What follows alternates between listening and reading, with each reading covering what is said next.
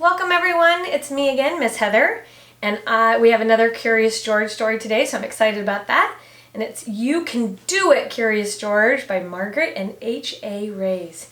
So let's get to it. I'm excited to see what he can do, because George can do just about anything, can't he? He's a pretty clever monkey.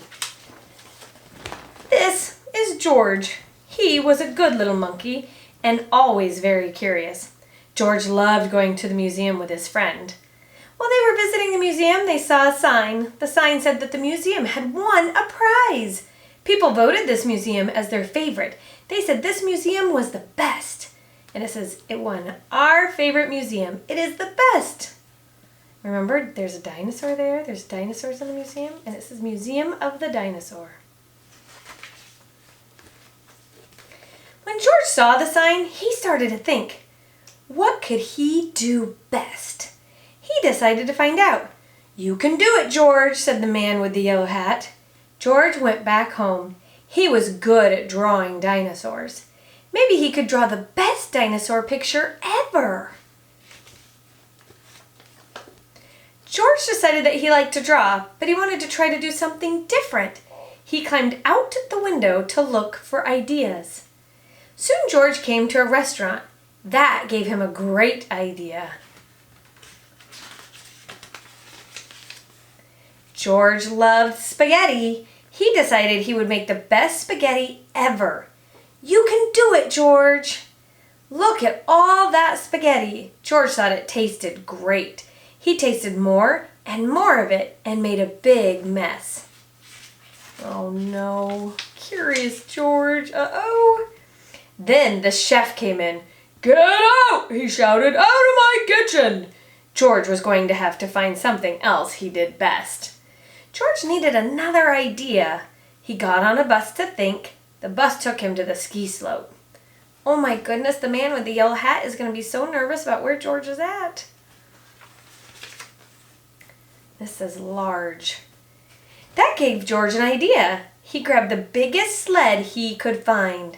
Maybe he could sled down the hill faster than anyone ever had before. You can do it, George! Look at his little toes. The bunny rabbit's looking at him. Zigzag!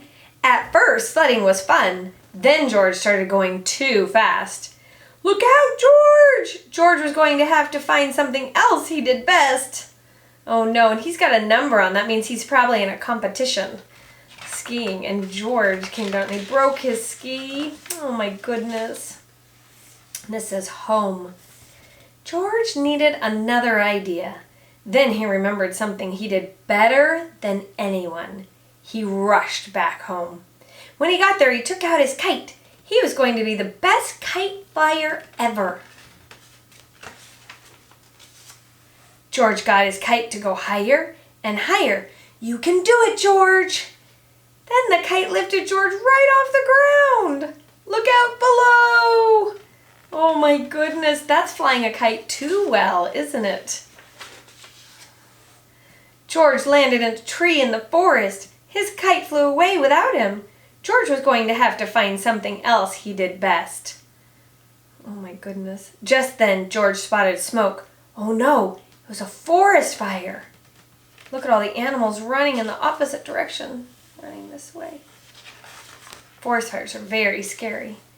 George wanted to warn everybody about the fire. He raced to town and found the fire station. The firefighters quickly put out the fire. Whew! By now, the sun was setting. It was too late for George to figure out what he did best. George's friend met him back at the museum. The director had heard that George warned everyone about the forest fire. She thought that was the best thing anyone had done in a long time. George did it! Hooray! He found out what he can do best. He is the best helper. George got a very special prize that day. He got a medal around his neck. The end. That is amazing. Maybe you should all think about what you could do best. Because I know that you each have a very special gift. Whether you know it or not yet, you have to be kind of curious and figure out what it is that you can do best. We've got really good drawers and we've got good mathematicians. kids that want to be scientists. So I'm so glad to be able to read that today. Enjoy the rest of your day. Mwah!